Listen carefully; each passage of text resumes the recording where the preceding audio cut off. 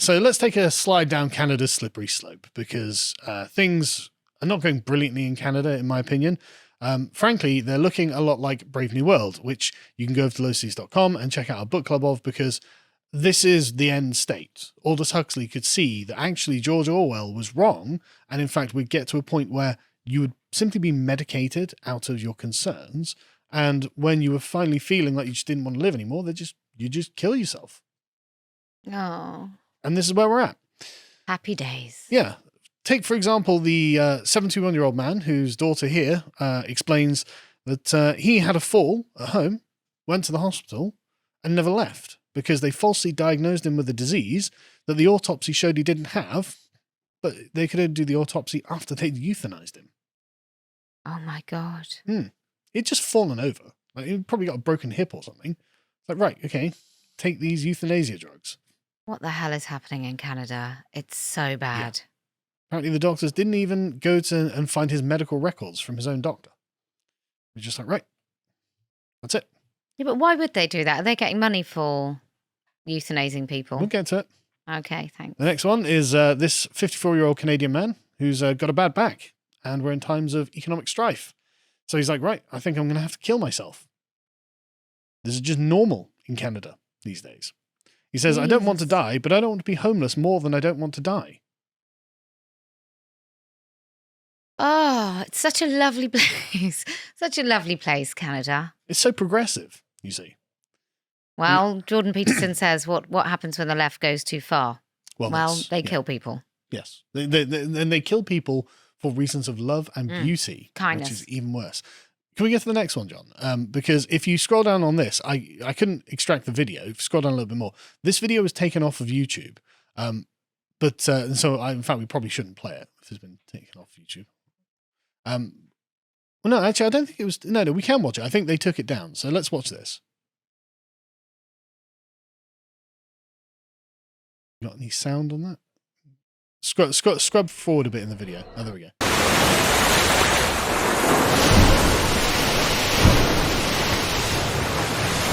So this is an artistic piece about a woman who killed herself.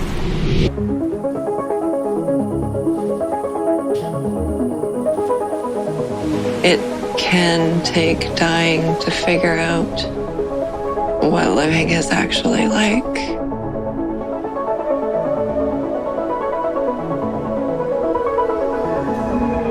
I spent my life filling my heart with beauty, with nature, with connection. So I choose to fill my final moments with the same.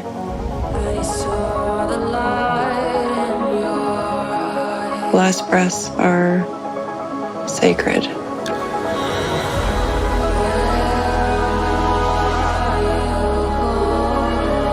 When I imagine my final days, I see music.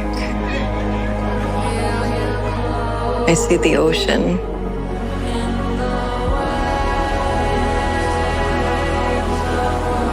I see cheesecake.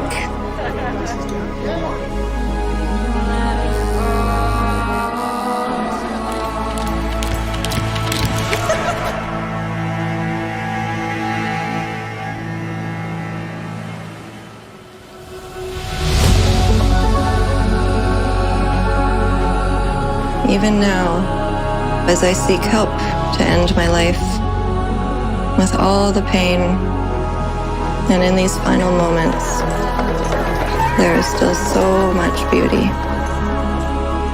You just have to be brave enough to see it. I think we can stop it there because I think you get the impression that we don't know if there's anything wrong with that one, or was wrong with that one. No information about her medical position is given. But this was a 37-year-old woman called Jennifer who was euthanized. And then a couple of days later, a week or 2 weeks later, one of Canada's best-known fashion retailers, weird, this is fashion again, right? Quebec-based La Maison Simons launched an advertising campaign based on her wish to die, and that's it. Oh, that's so vile.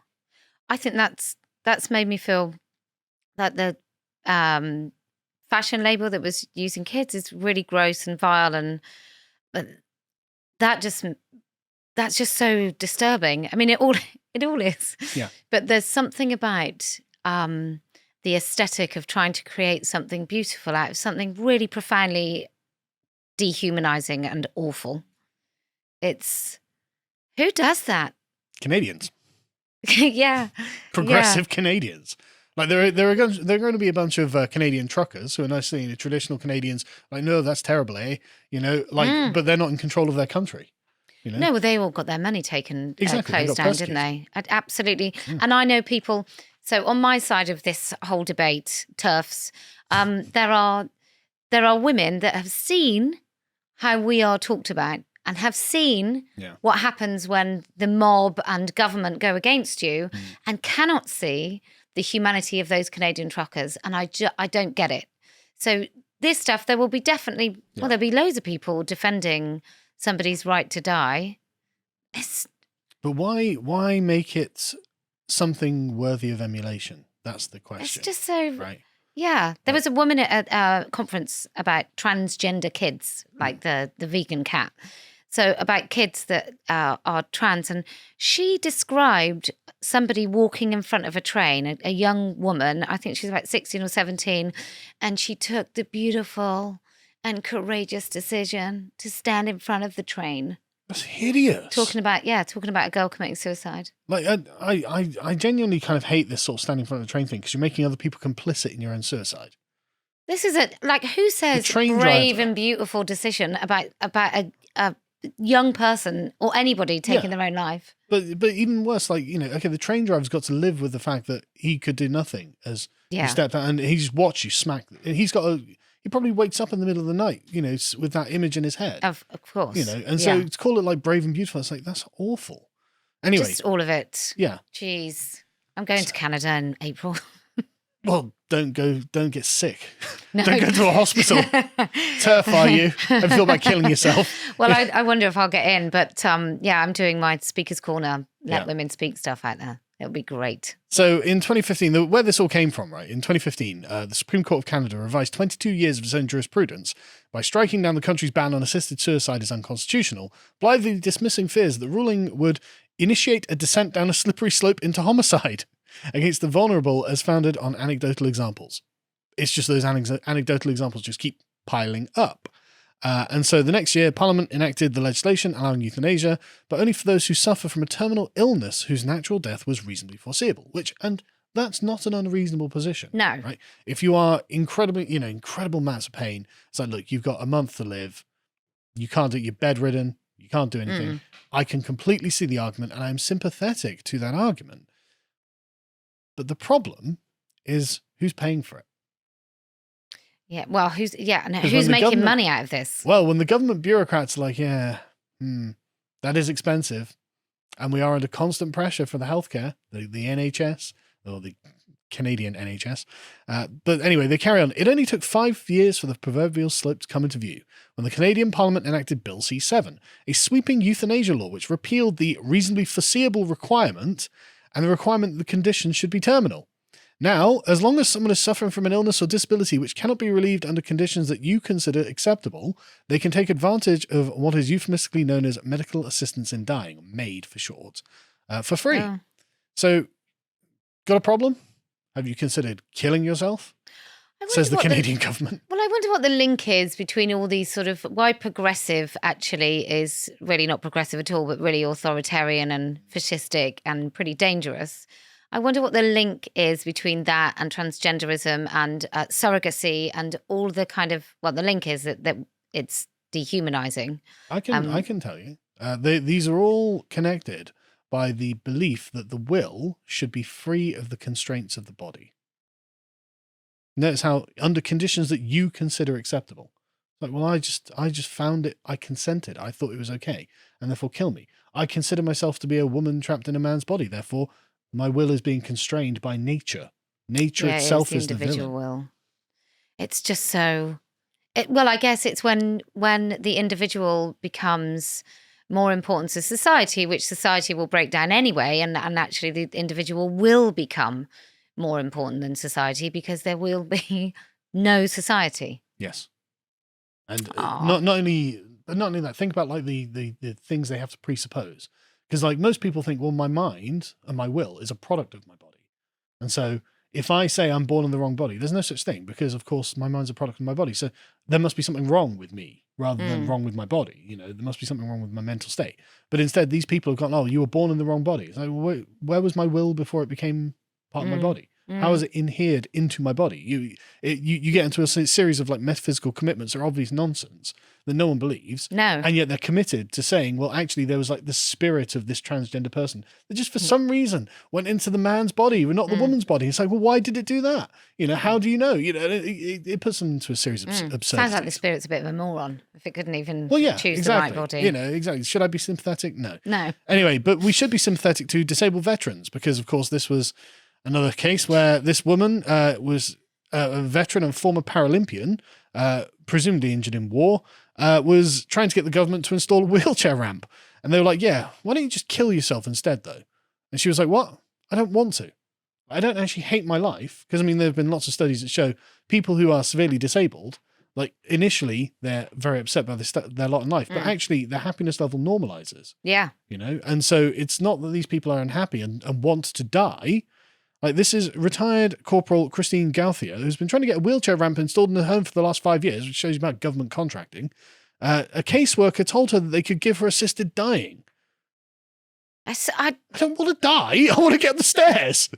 It's so, I mean, also that, like, it's awful anyway. So I think we both established that it's a terrible thing to do. But then for people to act, like an individual to actually suggest this, it's a bit like when Boris was found having that party and then there was a nurse and she said, I didn't let an elderly man say goodbye to his dying wife. And I was like, well, that's on you. Yeah. You know, and this thing, that's on the individual as well as Canada, which is, I don't know, hell. But saying to someone, those words coming out of anybody's mouth is just, what on earth is the training that goes before? That's a great question, because it's the view of a bureaucrat, right? Yeah. Someone who's just inhuman. It's like, well, look, the numbers on my spreadsheet aren't adding up. You're just gonna have to kill yourself. You know, they said, is there a training session where they go, right, what we'd like you to do is maybe 10 made equipment sent out to people this week. If you do that, you get a free lunch. Yeah, there's probably some sort of quota, right? It's like, there must be something, right? Well, universal healthcare is expensive, you see. And, we got to cut costs, try and kill off about 15 people this week. I'm not even joking. We'll get to it in a second, right? Oh, no. But anyway, before we get to that, though, so euthanasia has become one of the leading causes of death in Canada. There were 10,000 of them in 2021. 10,000. Well, 10,064 assisted deaths in 2021. And there's but they say in this quote, when all data sources are considered, the total number of MAID reported assisted deaths since the legalization to December 2021 is 31,000. So it was legalized in 2016, and since then, you can see it's going up. It was 10,000 last year, 7,600 in 2020, 5,000 in 2019, 4,000 in 2018, 2,800 in 2017, and 1,000 in 2016. So now 30,000 people have been murdered by the Canadian government. It's so bad. It's so bad. Yeah. It's unbelievable. But it really goes hand in hand with all the other things going on in that country. With their lovely prime minister, who's obviously, you know, he's concerned about this, which is why he's doing a drag show. But it's, I don't even have words what do you say about this. It's so profoundly wrong. Yeah. Just. And I think the main problem is that when you've got decisions like this, like there's no connection of care or sentiment between the people that are involved, right? It's just someone who doesn't know you, doesn't care about you. You are just an entry in their database. And it's like, right, okay, this person, right? Well, just give them the MAID death kit. And then that's a thing off my checklist. You know, I mean, maybe if this was talking to like his friends and family, his wife, his mother, his children, and they're like, yeah, he's really suffering. We'd like that to be the case, you know, and he's, you know, okay, fine, maybe, because at least you know that there's love involved there, you know, but when it's literally just a bureaucrat who's like, well, kill yourself, you're not getting that stair lift, you know. And these aren't people believing in an afterlife, are they? Like, these aren't religious people. So they literally, that's it. They're finishing their one shot. Yeah. And there are other things that they list in here, right?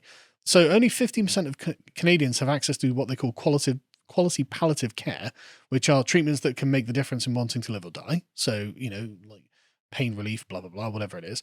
In Ontario, doctors have no conscience rights. So they must either kill qualified patients who ask to die or find a doctor they know who will.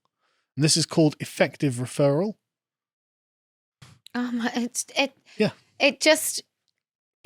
It's too bad to be true, right? Yeah. I mean, I know it's true, but it's too horrific that you can just see the. It's almost comedic. It's like Futurama. But you can see exactly how this would be abused. So I know people that really just are opposed to euthanasia on any level, and I think that the humanity of caring for somebody not to have to suffer, as we've both just discussed, is something that I think people should be able to take their own lives or be assisted, because otherwise what happens actually is doctors withdraw food and water and you die slowly. So there is kind of assisted dying anyway in this country. But to my nan. Oh, did it? I'm so sorry. She was 91 with cancer, so I mean, But so I get it, but we know that the campaigners against all euthanasia will say that it will be used in order to do the things that Canada's doing. It'll be used to get around having to employ government contractors, because you don't need that stair lift. But I know you just want to get to your bathroom. Oh, organ harvesting. Now there's a well. I was going to get to. Yeah. I was going to be like, yeah. Do you want to make this worse? Yeah, I think I do. Yeah. So apparently, Canada then harvests organs from people who are euthanized. Mm-hmm. There's a big market for that. Yeah, which of course gives the despairing a reason to choose life over death, as they say. This has become the 6th leading cause of death in Canada. Killing yourself because of the government. And it's mental. It's genuinely mental. Like I realize I'm kind of half making light of it, but like, what are you supposed to do? I went to China. So my parents lived in mainland China, and I went to Macau in about 2003, where they were harvesting organs from sort of petty criminals. And then I won't name the person, but I went out with someone who I have no reason to not trust, who's a very respected person, who said that in the war in Bosnia, the Bosnian War, there were so many soldiers just totally freaked out because they would find kids on the side of the road who'd had their organs harvested. Oh so it's I've met a lot of people who know about this, and it's huge business, like stealing kids in war zones to harvest organs. That's just. Okay, let's move on. Yeah, sorry. No, I had no idea. Happy days. I thought I'd ruin your day. No, you're ruining mine. Oh, thanks. That's all right. I try. So the experts in Canada should we be killing this many people? Maybe we're slightly troubled by Canada's permissive euthanasia laws. Like you have the example here of Alan Nichols, who had a history of depression and other medical issues, but none were life-threatening. And when he was hospitalized over fears he might be suicidal, his brother asked his brother to bust him out as soon as possible, but instead, within a month, he presumably uncoerced, submitted a request to be euthanized and was killed. So he's like, I've been taken to hospital because they're worried I'm suicidal. You got to come and get me. And then a month later, he's like, yeah, no, I want to kill myself. Oh my God. And so they're like, yeah, here you go. Here are the drugs. Oh. Despite concerns raised by his family and a nurse practitioner, didn't have any life-threatening illnesses. His application for euthanasia listed only one health condition as the reason for his request to die: hearing loss. Hearing? I've gone deaf. You better kill me. But there's loads of people involved in this, right? This doesn't just have this. Yep. That's the thing. I mean, I know there's horrible people everywhere that don't have to see the front line of what their decisions may actually cause, but these are people working in healthcare who are administering those final drugs to people that they know don't have a terminal illness but are depressed. This is what Hannah Arendt called the banality of evil a lot of the time in the modern world. These sort of, like with the Holocaust, a lot of people, it's just stamping papers. But what you're doing is facilitating the murder of millions of people. Yeah. And in this, it's not millions yet, but just give it's only been a few years. It's just so depressing. Yeah. Because it's also Canada. So it's done with this sort of love and kindness and compassion, and it's really anything but. It's yeah. Just so bad. Alan was basically put to death, says his brother. And one woman, Marie Claude Landry, the head of the Human Rights Commission in Canada, says euthanasia cannot be a default for Canada's failure to fulfill its basic human rights obligations. Well, it seems that that's becoming the case. 100% that's becoming the case. But I'm really not surprised. Like if you didn't head this up with Canada and I had to guess what progressive China. company was doing this. Well, what progressive country, but progressive country, I think I could guess Canada. They take kids away from parents who won't affirm their gender nonsense. So I guess I'm sure China does it. I'm sure there's lots of countries in the world that do this horrible thing, but we appreciate that they're pretty terrible. Although Trudeau's very closely linked with Canada. He had with China. He is also closely linked with Canada. You're not wrong. But even the New York Times wrote an article about this, going, look, this is actually really bad. And the way they frame it is actually quite good. What if a society remains liberal but ceases to be civilized? What they're calling this is the liberal dystopia. Yeah. Which I think is a good way of framing it, actually. I do too, yeah. He says this isn't the slippery slope argument. When 10,000 people are availing themselves of your euthanasia system every year, you have already entered the dystopia. So yes. I mean, it is, isn't it? It's like an episode of Black Mirror. Yeah. It's crazy. And it also is completely validating the American arguments about a government-funded health service. Why are they doing this? Well, it saves a lot of money. This is a report from 2017 in which they were like, look, medical-assisted deaths could save millions in healthcare spending. Oh, yay. Because that's what the bureaucrats care about, right? New research suggests that medically assisted dying could result in substantial savings across Canada's healthcare system. Brilliant. That was what I was concerned about. I was paying too much. Doctor-assisted death could reduce annual healthcare spending across the country by between $34 million and $136 million, says a report published in the Canadian Medical Association Journal on Monday. Well, I wonder what their birth rate is in Canada. I wonder if they're not actually producing enough population to afford everybody. Yes. Which might be People why. are living too long. Elderly expense care is costing too much. And Canada's hit on the perfect solution. Why don't we just kill them? Well, we did that. We just used COVID to do it. But we helped a lot of people along their merry way to heaven. The savings exceedingly outweigh the estimated $1.5 to $14.8 million in direct costs associated with implementing the medical assisted dying program. Don't you 1.4 births per woman? That's really low. So really yeah. Low. But yeah, so I mean, it's a massive saving. Like, there's no question of it. You know, at the lowest end, it's at least like $32 million. And at the highest end, it's at least about $120 million. But who really sits down in a room of bureaucrats and talks about, well, do you know what we could do? Why don't we kill off some people? Well, the Canadian Medical Association. They're the people who did that study. I just can't imagine in a country where it's, you know, there probably are people who are hungry, but it's not a third world country. It's a first world country. I don't know how buoyant the economy is. Probably not that great. I'm sure they're doing fine. But to sort of 136 million is nothing, right? It's not even that much money. No, it's not even that much money, no. So to say that we need to do it to save that much money. 5 minutes of NHS spending.